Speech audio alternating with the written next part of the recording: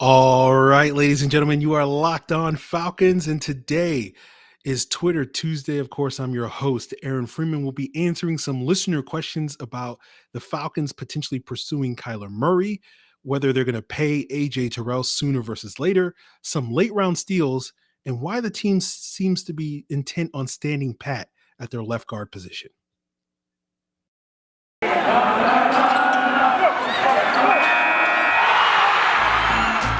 You are Locked On Falcons, your daily Atlanta Falcons podcast. Part of the Locked On Podcast Network, your team every day.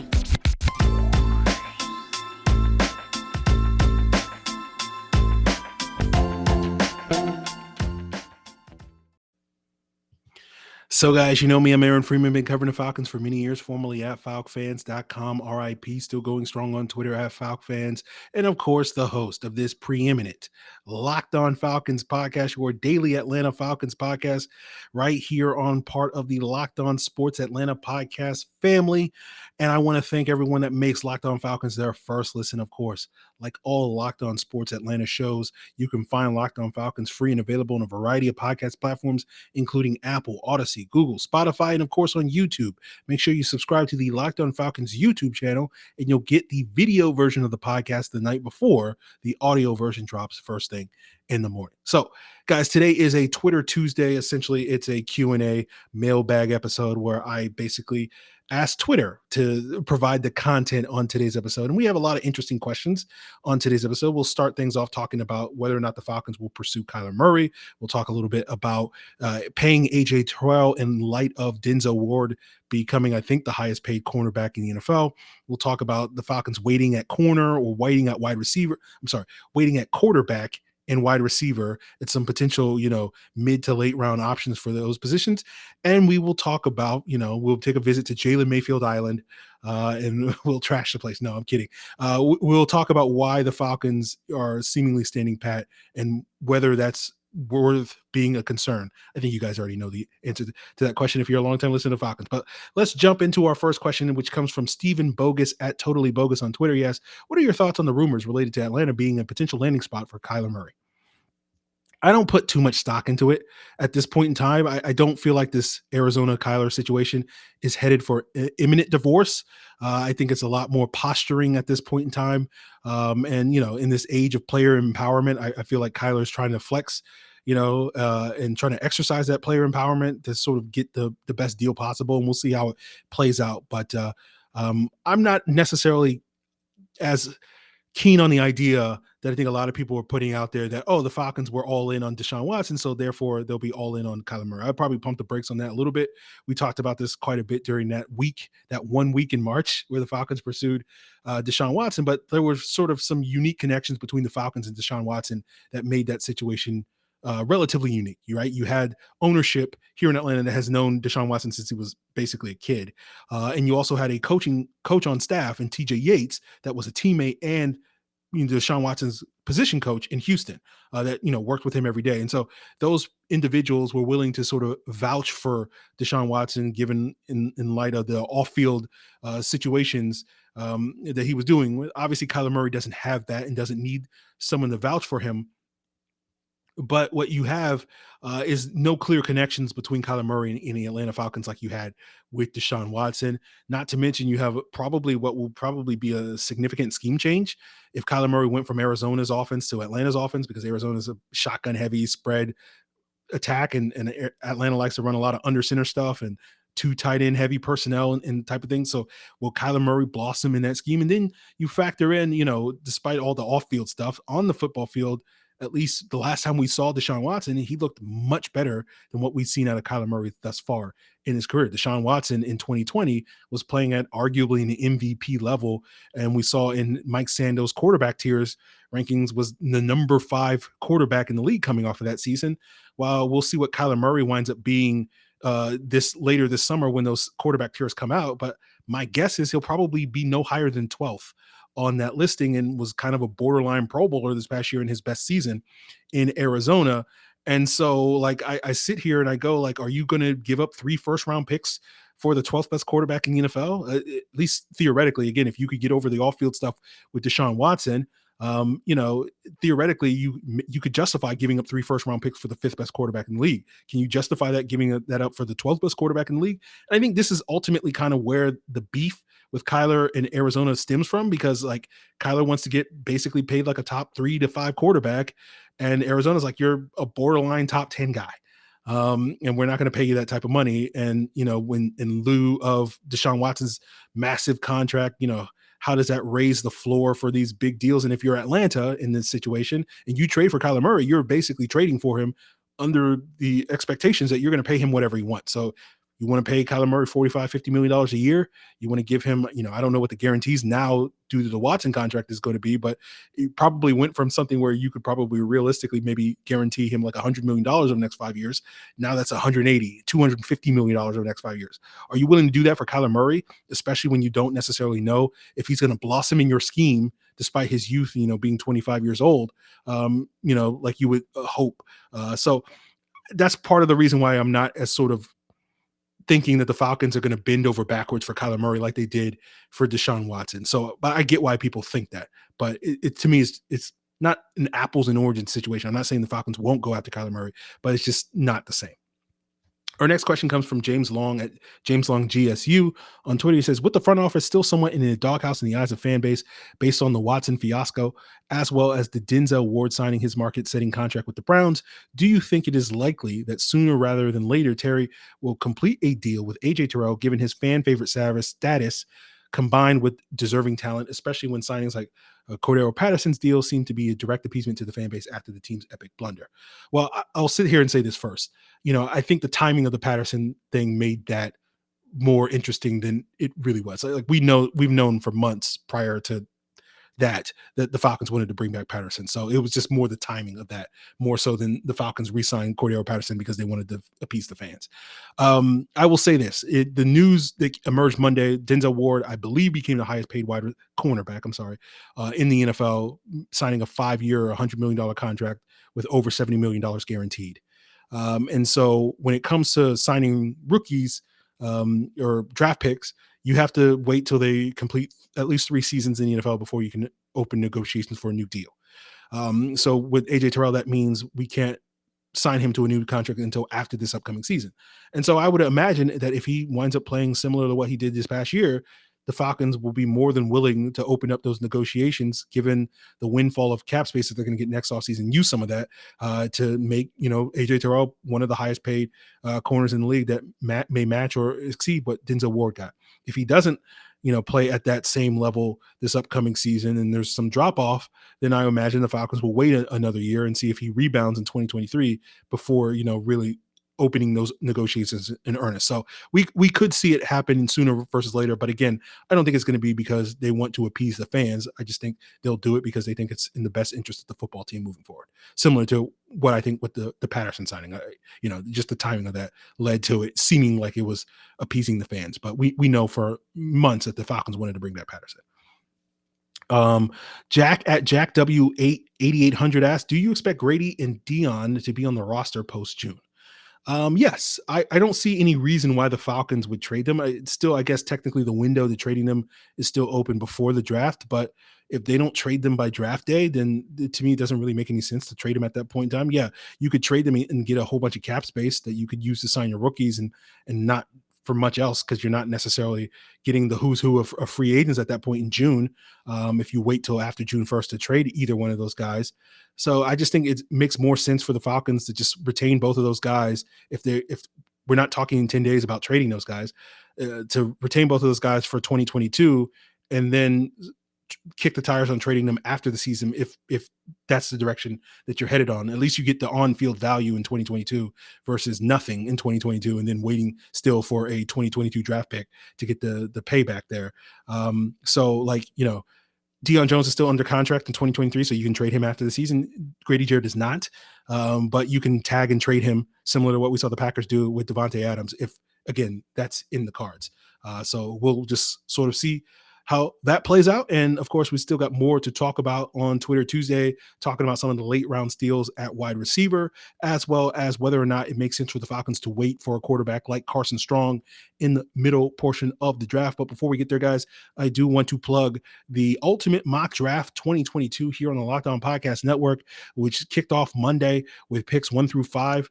Checking it out Tuesday. As most of you are listening to this, you'll certainly hear the Falcons pick. In spoiler alert, I didn't trade back in this draft. So check out Tuesday if you haven't already. But I always highly recommend you check out Monday to see what led us to, I guess, what will probably be a little bit of an unorthodox pick for the Falcons at pick number 8, the one that you don't commonly hear the Falcons mocked. So go check out Monday's episode as you listen to Tuesday's episode. And of course, Ultimate Mock Draft 2022 is found on all the same podcast platforms you can find Locked On Falcons, and just search its own feed, Ultimate Mock Draft 2022. And you'll find it on your preferred podcast platform. And guys, I also want to tell you about a product that I've recently discovered in the last couple of months and now use every single day. It's AG1 from Athletic Greens. It's basically a multivitamin that I don't have to take a million different little pills. All I have to do is when I wake up first thing in the morning, I just take a single scoop of AG1 with a cup of water. And my day starts off right, because AG1 is a product that includes 75 high quality vitamins, minerals, superfoods, probiotics, adaptogens, and a special blend of ingredients that improve gut health, improve my nervous system, and boost my immune system, boost my energy, my recovery, my focus throughout the day. And you too can reclaim your health and arm your immune system with convenient daily nutrition with AG1.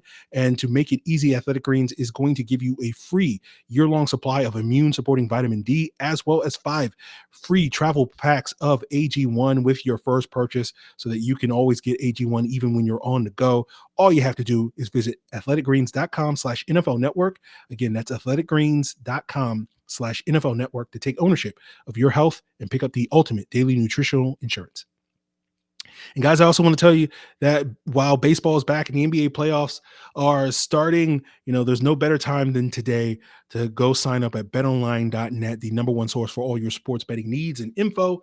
You can get the latest odds, props, player contests, odds, props, player contests, whatever you want at BetOnline. And it's not just baseball, it's not just basketball. BetOnline has you covered boxing, UFC, golf, hockey, esports, your favorite Vegas casino games, and of course they got you covered for the upcoming 2022 NFL draft with the best props, who's going to go number 1, how early Malik Willis is going to get picked, Kayvon Thibodeau, all these things that we're constantly hearing back and forth, the rumors.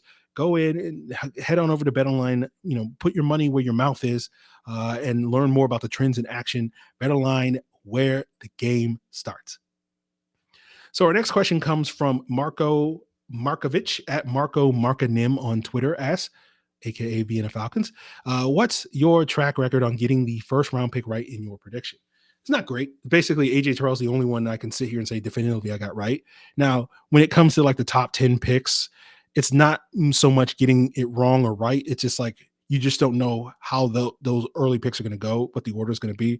I would probably say, going back to that 08 draft, my guess is, again, I don't recall explicitly, but my guess is my official prediction was probably Glenn Dorsey, but it wasn't like Matt Ryan came out of nowhere.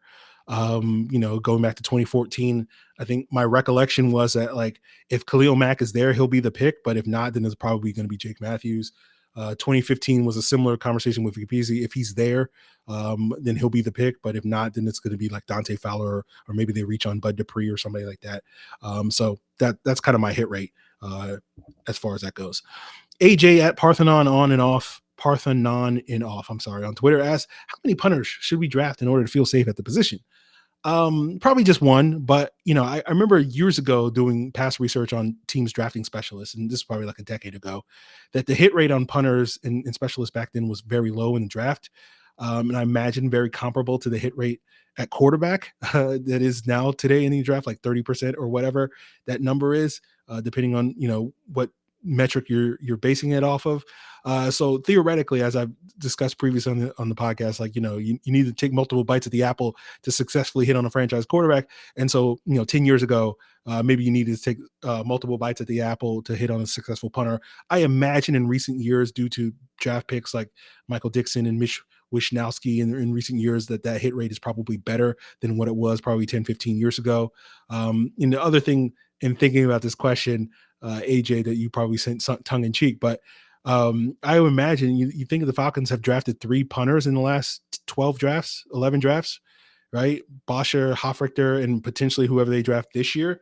Um, and I imagine when we look at that period of time, the last 10 to 12 years, I would guess that the Falcons are at the top of the list of the team that draft the most punters. But if you looked at the team that's drafted the most quarterbacks and wide receivers, I know they're at the bottom of the list of quarterback, and I'm sure they're like in the bottom 3 at wide receiver over that period of time. It's just funny that the Falcons have put more premium relative to the rest of the league on punters than they have at, 2 key positions at quarterback and wide receiver. Speaking of quarterbacks, our next question comes from Ski Shepherd at Johannes Beitel. I hope that got your name right, Johannes. You didn't correct me, so I'm assuming I got it right. If Carson Strong is there later, should the Falcons take him? Now, I've mentioned before, we talked a little bit briefly about Carson Strong, and I've discussed my NFL comp for him is like Nick Foles. And I think in round 3, that makes perfect sense. Assuming that you did not take a quarterback in the first 2 rounds, while I sit here and say take multiple bites at the apple, a quarterback position, I don't mean in the same draft. I think the main concern with Carson Strong moving forward in the NFL is the long-term health of his knee, right? He dealt with he's dealing with a knee issue called, I believe it's called osteochondritis dissecans, which is the same issue that Jonathan Vilma had coming into the NFL, Miles Jack had coming into the NFL, and that led to people questioning their long-term future in the NFL. And I know that that was a condition that I think his doctors and his family recommended Carson Strong, that is, to sit out this past season to recover fully from that injury and get prepared for the NFL. And he decided, no, he wasn't going to do that. He didn't want to let his teammates down. And I think that speaks to the sort of the competitor that he is. But, we saw with guys like Vilma and Jack, they did deal with knee issues subsequently in their NFL career. But, Vilma played 9+ years in the NFL, maybe missed a season's worth of games across that, almost a decade in the NFL due to knee issues before, he aged out of the NFL. Miles Jack has played 6 years in the NFL, had a knee issue in 2019, missed 5 games that year, but other than that has been fine as far as the knee health has been concerned. So, I'm sure that I could probably, if I did deeper research, I probably could find a whole bunch of other guys that had the same issue that never had that sort of longevity. So it doesn't necessarily mean, oh, these 2 guys made it, so therefore Carson Strong will make it. Maybe they're the 2 outliers, but I use them as examples of players that where the knee issue is probably a bigger deal at linebacker, and they've been fine. And so theoretically, Carson Strong playing quarterback where the knee is not necessarily critical to his success in the league, because Carson Strong's a pocket quarterback that even with a healthy knee would not be a particularly mobile guy. And so if you're going to bet on Carson Strong, you're betting on his potential, when you do those interviews and whatnot, and you put him on the whiteboard and all that various stuff that teams do in the NFL. And I don't necessarily do, but you're betting on his ability to win from the neck up, right? You're betting on his ability to win from the pocket. And based off of the film, I think he checks enough of those boxes that I'm willing to bet on him in round 3. So, I would be very much open to taking Carson Strong in round 3. I think that's really good value for the type of player that he is. Scott Quesada at One Pylon on Twitter asks, Aaron, do you have anyone that you think can be a late round steal at the wide receiver position? Personally, I think Jalen Tolbert can be that person. Well, I don't know if Jalen Tolbert qualifies as a late round steal, because I think most projections have him going in rounds 2 or 3 in this draft. I don't typically watch too many day 3 guys prior to the draft. I just kind of wait and see who the Falcons take, and I'll watch those guys. But I've seen a couple of wide receivers, in this draft class. So I'll mention the few that I had generally positive opinions about. If you're looking for a guy that can kind of be Cordero Patterson light, that has those sort of return skills, maybe a better, more natural fit with the ball in his hands than, running as a more traditional pure wide receiver, guys like Bo Melton, Rutgers, Velus Jones out of Tennessee, Dontario Drummond out of Ole Miss, all seem to be like day 3 options for you. If you're looking for a bigger wide receiver that can be probably, is not going to be a starter for you, but could be a high level backup at that X wide receivers position, Eric Ezekama from Texas Tech, Kevin Austin from Notre Dame, and Tanner Conner for Idaho State are some of the guys that jump out to me. Romeo Dobbs is another guy from Nevada that popped to me last year when I was studying Darren Hall, because he basically gave Darren Hall that work. No offense, Darren Hall, but watching him this past year, I didn't really do a deep dive on him. Obviously, watching Carson Strong at Nevada, sort of saw him by proxy, and I kind of was underwhelmed by him this year. I kind of felt like he was the third best wide receiver on that Nevada offense. But if we're talking about day 3 guys that are being projected to go in that 5th, 6th round range, I think he's probably a better bet at that point in the draft than most guys at that point in draft. It was more when he was being talked about as a 2nd, 3rd round guy. I was like, I don't know if he's that guy. I think as a 5th, 6th round guy, he could be a pretty good bet. Corey Charon at Buffalo Head 1 on Twitter asked, the Falcons have the 8th pick in the 1st round, so why are they not picking number 40th in round 2 since compensatory picks don't start until round 3? Well, order is basically determined by record and strength of schedule, right? And let's say you have teams A, B, and C that all have the same record, but the order that they pick in round 1 is determined by who has the softest to hardest strength of schedule. So let's say A has the softest, C has the hardest, so it's A, B, and C in that order. But then in round 2, it rotates, right? So instead of it going A, B, and C like it was in round 1, it'll go B, C, A. And then round 3, it'll be C, A, B, and so on and so forth. So the Falcons are among 4 teams that have a 7-10 record this past year, and they had the easiest schedule of those teams, so they pick first in round 1. They get the priority in round 1, but in round 2, they drop to basically picking 11th in round 2. In round 3, they pick 10th. In round 4, they pick 9th, and so on and so forth. That's how it works, right? It's just another way that the league tries to institute parity when it comes to draft order and whatnot. So there hopefully answers your question, Corey. And the rest of today's episode, we'll be talking about Jaylen Mayfield. So I got things to say about the Falcons left guard position. So we'll get into that as we continue today's Twitter Tuesday, guys. But before we get there, I do want to plug the Locked On Sports Atlanta podcast family, where you can find multiple daily shows on the Locked On Sports Atlanta podcast feed devoted to not just the Falcons, not just the Braves, not just the Hawks, not just the Bulldogs, not just Georgia Tech, not just the United. You can find them all covered under the same umbrella on 3 different shows on Locked On Sports Atlanta. That's A to Z with Mark Zinno. That's Hitting Hard with John Chuckery. And of course, that's ATL Day Ones with Dimitrov Batiste and Jarvis Davis. And then, of course, check them all out on the same podcast platforms that you can find Locked On Falcons. So, guys, I also want to tell you about Rock Auto. Today's episode is brought to you by Rock Auto. With ever-increasing numbers of makes and models, it's now impossible for your local chain auto parts store to stock all the parts you need. Why wait while the person behind the counter orders parts on their computer when you already have a computer with access to rockauto.com at home or in your pocket? So save time and money when using Rock Auto instead of spending up to twice as much for the same parts from a chain store or car dealership. Rock Auto is a family business serving do-it-yourselfers for over 20 years with reliably low prices for every customer. They have everything you need from brake parts, tail lamps, motor oil, even new carpet. I know someone on Locked On that ordered, a new tailgate for their car.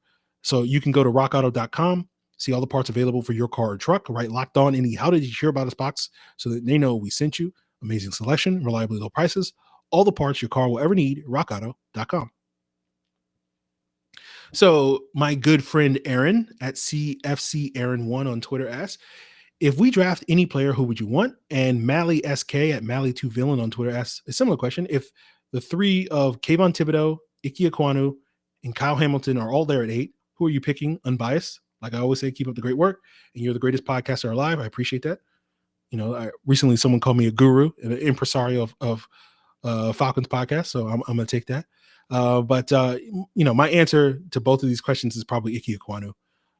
He's been the guy I've been coveting since September, ever since Jalen Mayfield got off to this rocky start to his NFL career. And I'm like, man, we need that guy. That's the guy that we need at left guard for the Falcons. And that gets us to our next question. From Mantis Toboggan MD at Sebastian's Dad 19, he asks, are we ever going to address the left guard issue? And similarly, Matt Ryan Stan at JDHD 44 asks, is there any hope for Jalen Mayfield to develop at left guard? I don't want to go through another season watching an interior lineman giving up double-digit sacks. So to answer your question, Mantis, I don't know. I'm going to hold out hope that the Falcons are going to seriously address that left guard position on the draft. Probably on day 2 of the draft is where I think you kind of need to, if you really want to seriously address that position. Although again, I don't think that's probably, I wouldn't bet on it. And I'll continue to hold out hope even after that, does not come to pass, probably, that, at some point in the month of May or June, that they'll come to their senses and they'll bring in some veteran player that can come in and compete for a job and hopefully win the job and give us league average guard play. Although again, if I was betting on that today, I don't think that's going to happen, because I feel like they would have done that by now if that was the case. And so to get to JDHD 44's question on terms of Jalen Mayfield's development, it just kind of depends on what you're looking at for a timeline. If you're looking at a timeline over the course of his rookie contract, yeah, I think he can still develop into a competent NFL starter. Um, you know, but I think if you're expecting him to turn into that now going into year two, I feel like you're setting yourself up for another year of disappointment. And it's not impossible. But I will sit here and say if it does happen and Jalen Mayfield is a competent starter this upcoming season at left guard, it will be one of the greatest year one to year two turnarounds I've ever seen, and arguably one of the greatest coaching jobs I've ever seen. And it's basically essentially what makes Sean McVay, considered one of the best coaches in the league, because he basically did this with Jared Goff, where Jared Goff was historically bad as a rookie under Jeff Fisher with the Rams. Sean McVay comes in and he's arguably, based off, depending on what your metric, was like the best, most productive quarterback in the NFL the following year. But the thing with Sean McVay was like he was a brand new coach with a brand new system. And we know that with quarterbacks, a lot of their success depends on supporting cast. And we saw the Rams bring in a whole bunch of wide receivers in 2017 and a whole bunch of offensive linemen to really, enhance that supporting cast around Jared Goff in his second NFL season. Meanwhile, when we compare that to the Falcons situation with Jalen Mayfield, same coaches, so no coaching changes. So you're not going to get some dramatic scheme shift that he's going to suddenly just lock into place with that. And he's presumably going to have the same talent around him with Jake Matthews at left tackle and probably Matt Hennessy at center that he had a year ago. So it's hard for me to sit here and be like, oh, well, it happened with Jared Goff. It's going to happen with Jalen Mayfield, the equivalent of that. So, what's interesting with Jalen Mayfield, and I've heard, many people say this already this offseason, the narrative that you're going to hear from a lot of Falcon fans and probably a lot of Falcons media is that, the reason why Jalen Mayfield struggled was because he's naturally a right tackle and he was being miscast as a left guard. That's a false narrative, right? And I explained this several times after the last year's draft. And I think you guys, if you were paying attention to the preseason, saw it as well, that he is a much better fit inside at guard than he is as a right tackle. He's a much better offensive line projection to the NFL than he is at guard than he is at a right tackle. Now, there's no doubt about that the transition was difficult for him from right tackle left guard. And that's true for a lot of players in the league, not just specific to Jalen Mayfield. I think the Falcons only made that transition harder because they did not give him enough reps at left guard, right? He spent, a large chunk of June and July and August playing right tackle, getting practice reps at right tackle rather than left guard. So he was behind the eight ball, trying to make that transition. So that transition is a factor in why Jalen Mayfield struggled to the degree that he did. But I'm going to oversimplify things when it comes to Jalen Mayfield projecting at guard versus tackle, or really any player projecting at guard versus tackle. But this is sort of it in a nutshell, that when you're evaluating and projecting tackles from college to the NFL, pay attention to the feet. When you're talking about guards, pay attention to the hands. And ultimately the problem with Jalen Mayfield, he has bad feet. So he's not a tackle, and he has bad hands. So that made his transition, even if he had gotten those reps in June and July and August at guard, probably would have been difficult. And we talked about this when we did our scouting report of Jalen Mayfield, which you can find here on Locked On Falcons YouTube channel, or, if you want to take a deeper dive back into the audio version of the podcast, you can find that as well. But we talked about like his floor coming into the NFL was comparable to someone like Drew Samia, who the previous year, started the opening month of that season for the Vikings and was one of the worst guards in the NFL. And, that's not specific to the fact that, Jalen Mayfield was making this transition. Again, that transition from right tackle to left guard made it harder for him, but like that was already his floor, just based purely off of his projection back in May, long before the Falcons, as I've argued and said, screwed him over by, setting him up to fail by not giving him the requisite reps that he needed at left guard to make that transition.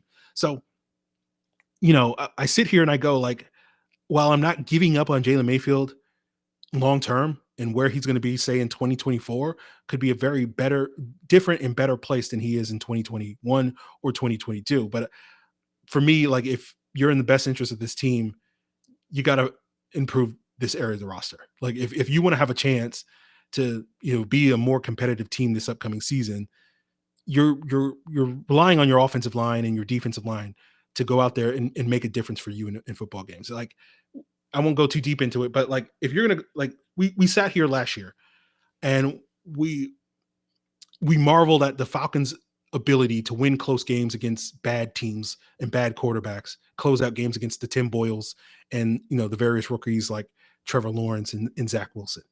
And we said, oh, that makes Arthur Smith and company so much better coaches because the previous regime going up against Patrick Mahomes and Matt Stafford couldn't close out games for, I think obvious reasons. If you're catching what I'm putting down.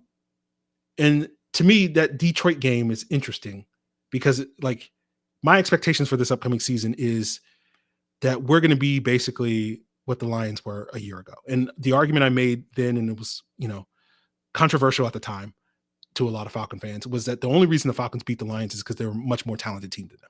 That the Lions went into that game knowing that if they get into a shootout with Tim Boyle and Amon-Ra St. Brown, that they're not going to be able to match Matt Ryan and Kyle Pitts and Cordell Patterson. So their game plan was to pound the ball down the Falcons' throat with their running game. The one good part of their roster was their offensive line. And the running game had been working the last couple of weeks. So they decided we're going to run the football, and they ran a balanced attack. They controlled time of possession. I think they had 38 minutes of time of possession. The Falcons only had 22. And they were in a position literally in the final closing seconds of the game at the 1 yard line to win that game. And so when I look at the Falcons this year, I see them in the Lions situation when they face a much tougher schedule, when they're facing the Tom Brady's, the Justin Herberts, the Joe Burrows, the Matt Staffords, right? That, no offense to Marcus Mariota, who I don't think is a bad quarterback, but I don't think you're going to be going into the season expecting Marcus Mariota to drop back and get into a shootout with those guys, and we're going to win those football games 38-37, right? So if you want to win those games, if you want to close the gap, right? If we want to see progress from 2021 to 2022, it's not beating the bad teams because you're not going to have too many bad teams. Like, okay, you beat Chicago, you beat Seattle, whoever, right? But it's how much growth do you show against those playoff caliber teams that we were not really that competitive against a year ago? How much growth are you going to see in 2022 against those teams I just rattled off? The Baltimores, the Chargers, all right? Those caliber teams, Tampa Bay, the Rams, 49ers, et cetera, right? And so your game plan is going to be very similar to the Lions game plan, which is like, you're not going to get in a shootout, so you got to run the ball down their throat. And so to me, the question I have for this regime, and part of the reason why I am not as high on this regime as of yet, because I haven't seen it yet. We'll see. Right? I'm a believer when I see it, as opposed to someone that's going to accept things blindly on faith and hope and optimism and dreams and gumdrops and rainbows and all these various things. Like, I'm sitting here saying, how much have you closed the gap? Are you going to be able to, again, I'm not expecting the Falcons to go beat the Bucs by running it down their throat. But I sit here and I expect you to be more competitive against those playoff caliber teams than you were a year ago. And we can get 2 to 3 good quarters of competitive football because you have a game plan and you can execute that game plan. And the reason why I bring this up with Jaylen Mayfield is like, I sit here and I go like, have you made any strides in terms of your ability to run the football down Tampa Bay's throat? Are you going to be able to block Vita Vea better this year? Are you going to be able to block Aaron Donald? Are you going to be able to block Myles Garrett? Are you going to be able to block Joey Bosa and Khalil Mack when you play the Chargers better than you were a year ago? That remains debatable, right? And again, I'm not trying to put that all on Jalen Mayfield, but I'm just sitting here saying, like, is Jermaine Ifedi helping you when Jermaine Ifedi was a below average run blocker and an above average pass protector? Is he helping you execute that game plan? Maybe. I don't know. And then you ask the question on the opposite side of the ball, like, when you're going to, the only way you're going to slow down quarterbacks of that caliber is you got to get pressure. Like the Lions got pressure on Matt Ryan in that game. Right. That's one of the reasons why the Falcons struggled on third downs in that game, because, their interior D lineman destroyed Matt Hennessy and others in that game. And so I sit here and I go like, are you going to be better equipped to get pressure on the Tom Brady's and Justin Herberts and all those quarterbacks if you're going to slow those guys down? So I remain skeptical. I remain open. Again, I'm not closed-minded to the idea that the Falcons, that's part of the reason why, if you listen to yesterday's Mock Draft Monday, I sat here and I said, like, I expect this team to potentially use 4 or 5 of their 8 draft picks or more on trench players, on offensive linemen, on defensive linemen, on linebackers, right? Because we haven't really seen the team invest significant resources in that in free agency. So I just can't imagine this team ignoring those positions going into the season. And that's part of the reason why I sit here and like, best player available, like, get out of here with that nonsense. You need to make serious investments in that position. And it probably doesn't pay off in 2022. Again, you're not expecting rookies to come in and change the world in that regard, especially at those positions. And hopefully it pays off for you, 3 years down the road. But I sit here and I go like, how much growth have you shown in that? And I continue to hear people saying like giving Terry and them a pass because like, oh well, Thomas Dimitrov and those guys screwed them over. They didn't have a situation. Like, did they? Like you spent $35 million in cap space on 22 players this offseason if you count resignings and new free agents added, right? 15 of those 22 players are skill position players: quarterbacks, running backs, wide receivers, tight ends, corners, and safeties. You've only added 7 trench players: 3 offensive linemen, 2 D tackles, 1 edge rusher, and 1 off-ball linebacker. You spent $25 million on those skill position players in terms of cap space. And so I sit here and I go like, you can't sit here and tell me, guys, that there was again, I'm not saying that they've done a poor job. I'm just sitting here saying like this notion that they couldn't make improvements along the trenches this offseason because they didn't have any money. You're like, you had $25 million. And the money that you're spending on, say, Tease Tabor, Mike Ford, and Kadero Hodge in terms of cap space this year is about the same amount of money that the Vikings are spending on Zadarius Smith.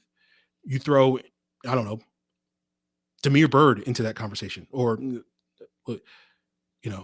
Dean Marlowe into that conversation.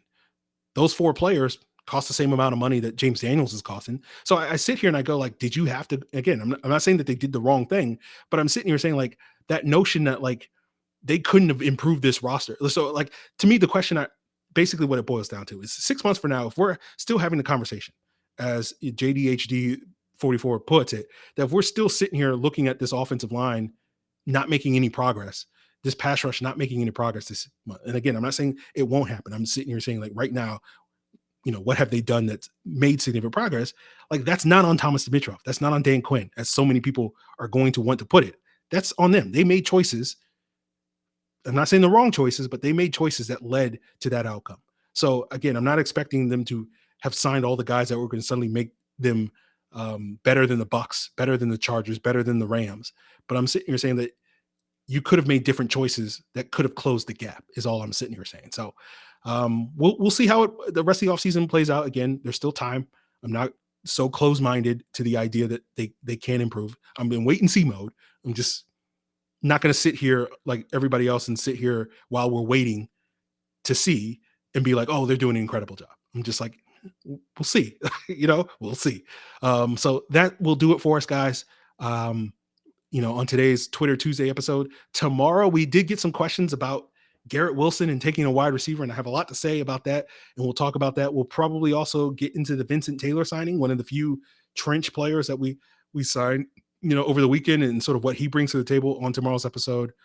So that's the plan for tomorrow. And then later this week, we'll talk more draft. We'll talk probably a little bit more quarterbacks. So you can look forward to that. If you want to send in your questions for future Twitter episodes, mailbag questions, of course, you can hit me up on Twitter at Locked On Falcons, Facebook at Locked On Falcons. You can send an email to lockedonfalcons@mail.com. And of course, you can leave a comment here on the Locked On Falcons YouTube channel, guys. I appreciate you for tuning in.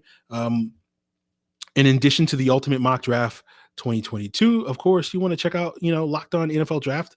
It's yesterday as most of you are listening to it, but check out Mock Draft Monday. They do one every single week. They're doing their top 5, positional rankings. So go check out Eric Crocker and Ryan Tracy's top 5 or their mock drafts or whatever they're talking about on Locked On NFL Draft Podcast as your second listen after you've made Locked On Falcons or Locked On Sports Atlanta or the Ultimate Mock Draft your first, second, or third listen on your preferred podcast platform. So guys, that's going to do it for us here. I'm done rambling. Appreciate it. Till then.